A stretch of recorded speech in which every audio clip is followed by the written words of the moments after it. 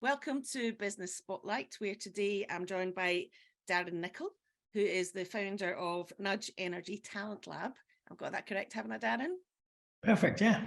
Well, welcome and thanks for coming to see us today and joining us on Business Spotlight. So if we just start off by telling us a bit about your business, how long you've been in business and what you do, that would be great. Yeah, sure. Thanks for having us on firstly. Appreciate it. So the business Nudge Energy Talent Lab, which we now call it, started in 2019. This was following a period of, I guess, changing career paths. I was an oil and gas engineer by background, working offshore in the North Sea, and I thought, time for something different. So came down to Strathclyde University to do a master's in fintech, and then one thing led to another, and decided to do a startup. I pitched it to the university startup hub, and it's just kind of gone from there. It was very different back then to what it has evolved to now, but it started off as a freelance market for energy sector professionals.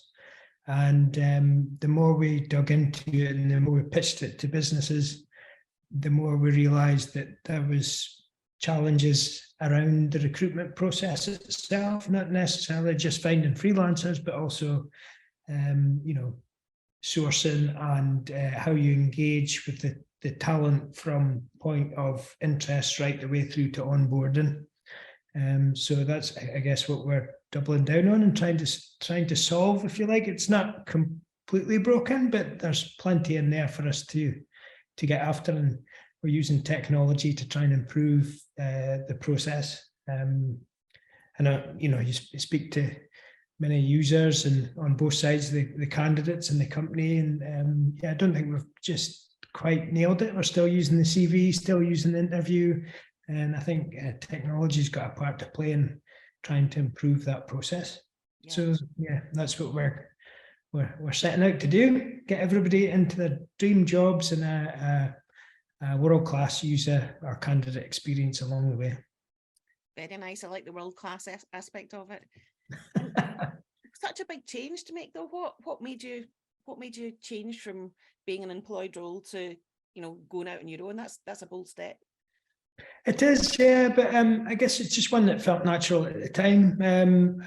As I said, decided to change lanes, and the focus at that time was potentially down the finance route. I really love finance. I'm a Warren Buffett disciple, love anything he's got to say, him and Charlie Munger. So I thought I'll try my hand at being in the finance and investment sector. But as I come through the course, there was something just drew me to this idea, and it was a bold step, but I think there's so many champions out there that help you along the way. Accelerators, for one, we've been on about 5 now. Yeah. And there's certainly a supportive network in Glasgow, as I'm sure there are in many cities now with the tech scalers, but it was like, if not now, when type thing. And it's always been in my mind to start my own business with my family background. They've all, got their own uncles, my aunties, my great grandfather, and they're still going 3rd generation businesses. So I just thought, yeah, let's try something myself. Sounds good. And so that's your 4 years in, is that fair? Yeah, very much. 4 years in, but still feels like startup territory. I don't know at what stage it changes, but COVID did slow us down a bit. We found that our target market is obviously HR recruitment functions, and they were either A, on furlough, or B, absolutely snowed under. So we're just getting by rather than look at entertaining anything new. So that 2 years was just, we thought, right, let's just focus on getting the tech right. So it feels like we've only kind of been at it for about 2 years, because we had about 2 years of just sitting prepping, Yeah. And so apart from the kind of the blip that was COVID, what would you say have been the biggest challenges in setting up your business over the last 4 years? Certainly just, I guess it's getting people to believe in what you're doing. And I guess that's, can be on the business side, when you're pitching. Yeah. Certainly around the funding side, when you're going for grant funding. We haven't gone down the VC route yet, or looked to raise money just quite yet.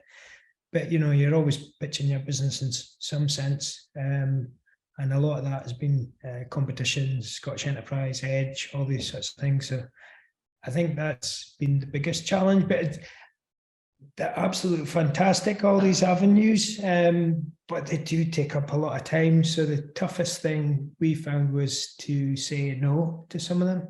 Okay. Does it absolutely fit our business? And, we were guilty of pitching for Innovate UK funding when it was like, yeah, we could do this and shape it this way.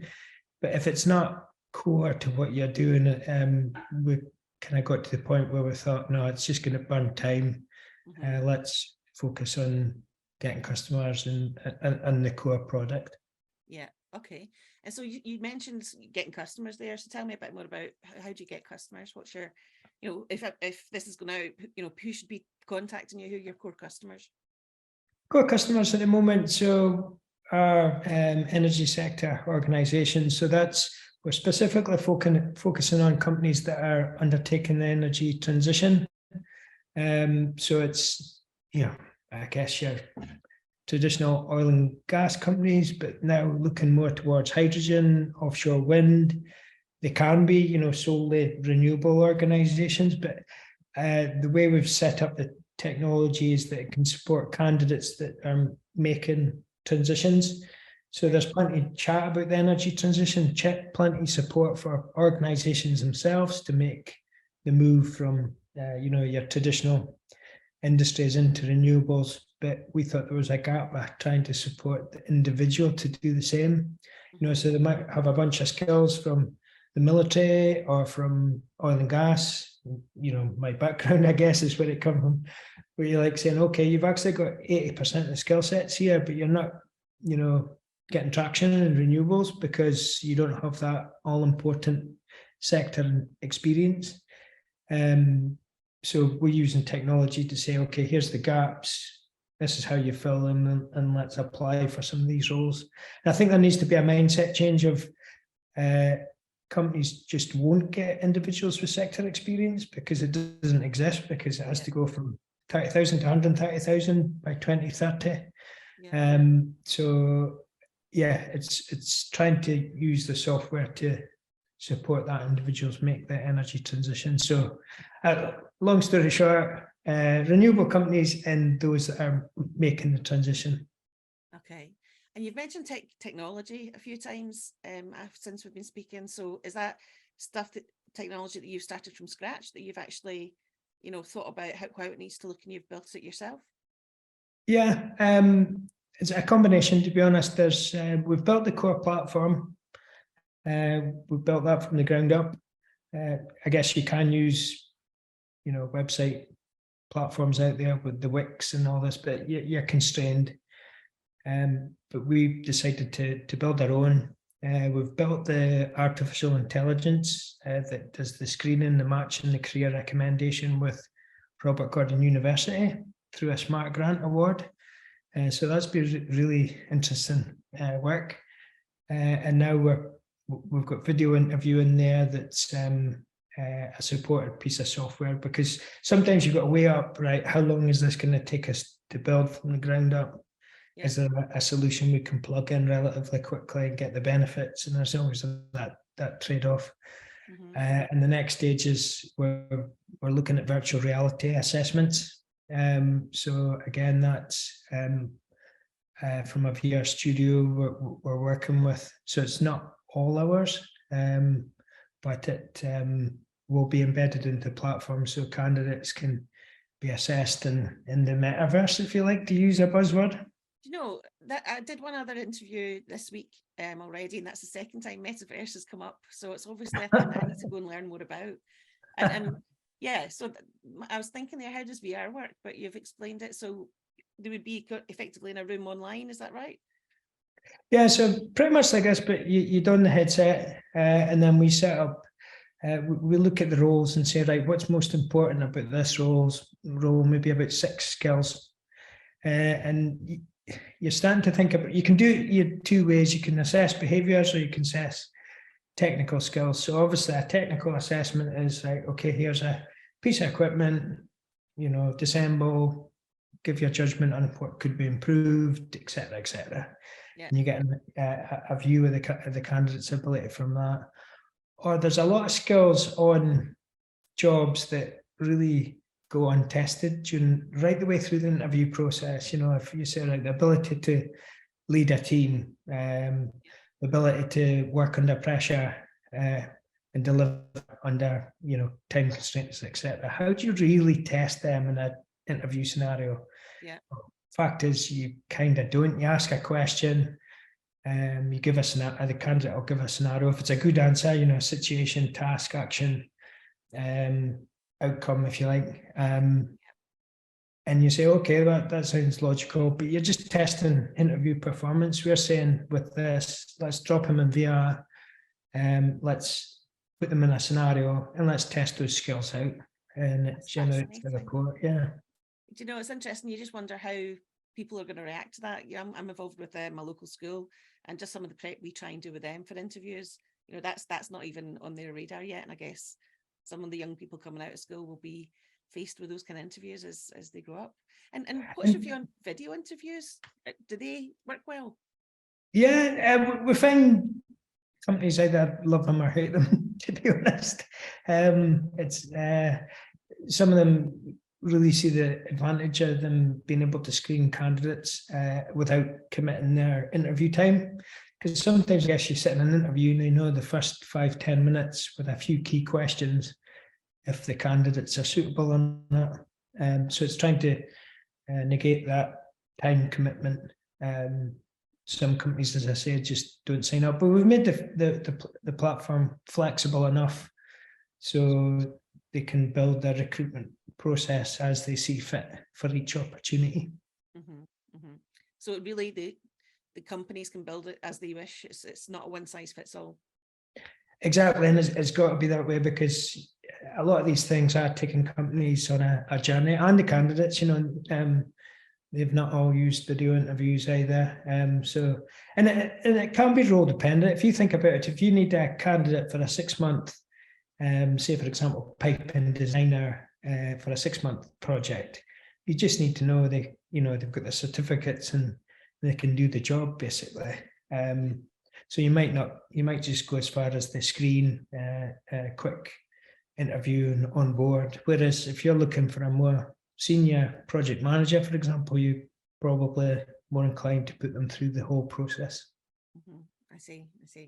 And so, if you're to think back, what successes have you had to date? What would you hang your hat on and say, we did that really well, or I'm proud of that?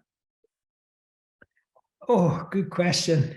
I think pretty proud of the fact that we're still in the fight. We've had a lot thrown at us along the course of the short time we've been in business, and we're still there knocking on everybody's door and pushing the boundaries of what we can do with technology as well. It is different, so we don't expect everybody to adopt it, but it's looking for those early adopters is key. But I'm proud we're still in the fight, if you like. Also really proud of the fact we went BCorp, and that's quite a take on, if you like, the assessment process. But we're first in our sector to be awarded it. So that's, I guess, one we can hang our hat on and say we're really proud of that. But it doesn't last long, because as soon as you've done it, you've got to deliver it. So it's just constant, right, and looking at what you can improve for the next time round. So you can't stand and pat yourself on the back for too long. So for people out there that don't know what BCorp is, could you explain it? Yeah, so it's essentially accreditation. So I guess a lot of people know about quality assurance and ISOs and things like that. It's similar to that.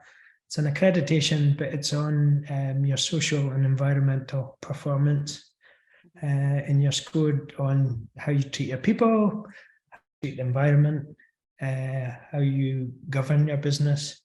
And, there's some big hitting items in there, like, obviously we went carbon neutral, which we're delighted about, but it's maintaining that. And also they like you to be, they'll score you on your like employee ownership, your diversity of your team, how you pay your team. We went fair living wage. It was another thing we decided to do, but it's a lot of stuff that good businesses do anyway.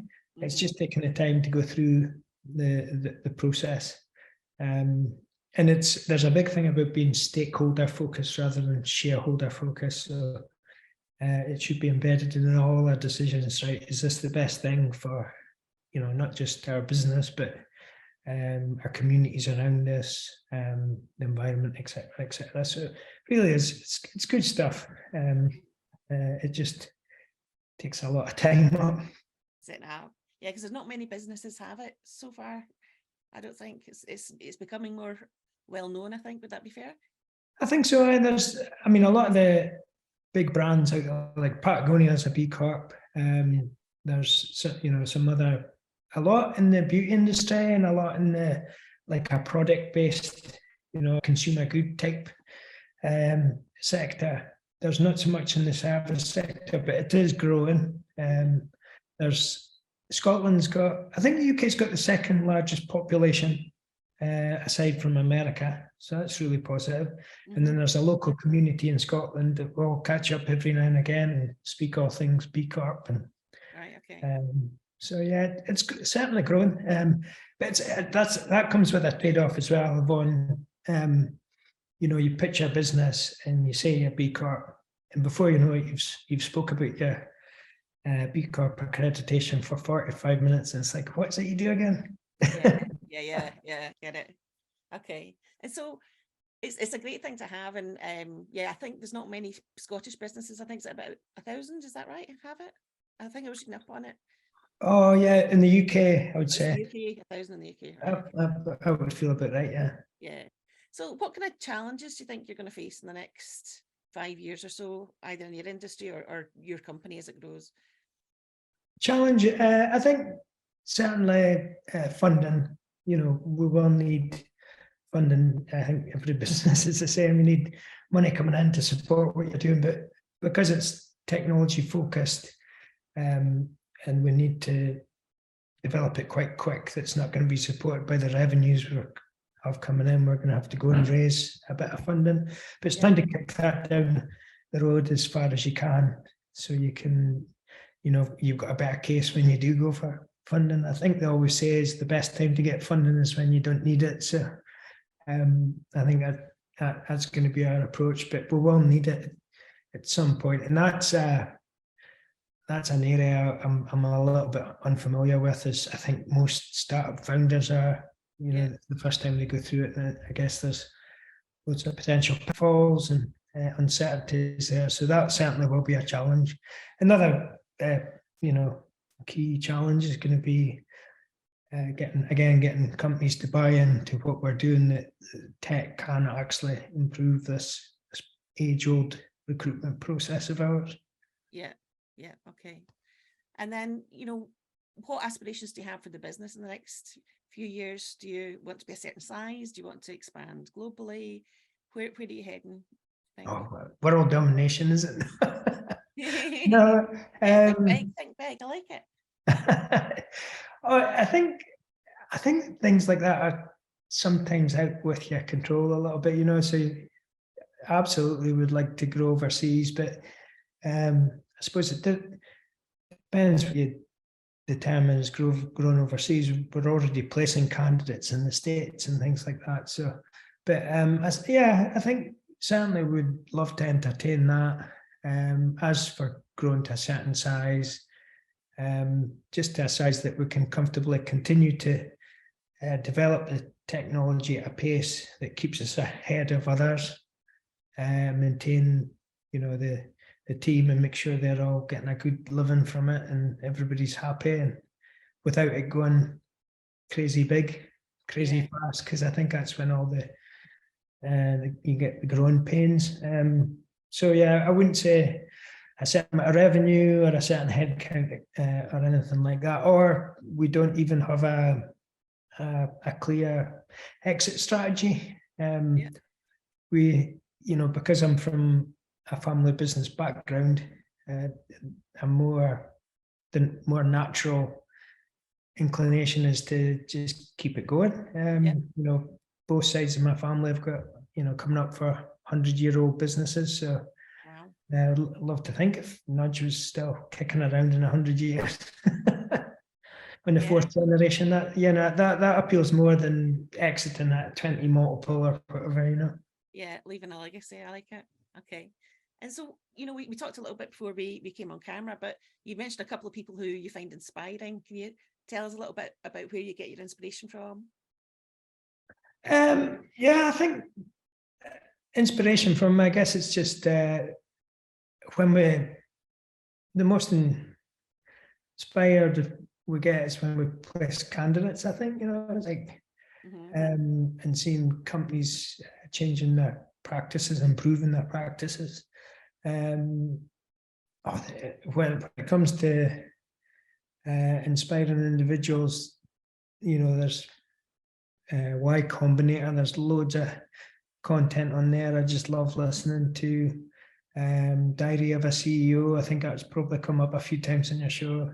Steve Bartlett, he's just, I don't know, he's another level, isn't he? He's brilliant. Yeah, the last year he's done a cracking job just getting himself out there. Yeah, and but it just makes so much sense. But a lot of the individuals they've had on the podcast as well are just, that makes sense. It's some wisdom there. Love Warren Buffett, Charlie Munger. They're just my two. I've got 20 odd books on them, and just every time you read their shareholder letters, there's something in there to learn from. So there's, but also we've been lucky enough through the accelerators we've been on to get mentors, and you get the high level stuff from these podcasts and things like that, but actual, on the ground, you've got to think about this, you've got to think about it now, comes from some of the mentors we've been working with them, and that we tend to, I'm lucky enough to have a circle of friends that you think, oh, great technical advice there, or great legal, great, some finance advice here and there, different pockets I can turn to. So yeah, they're all pretty inspiring and all doing well in their own right.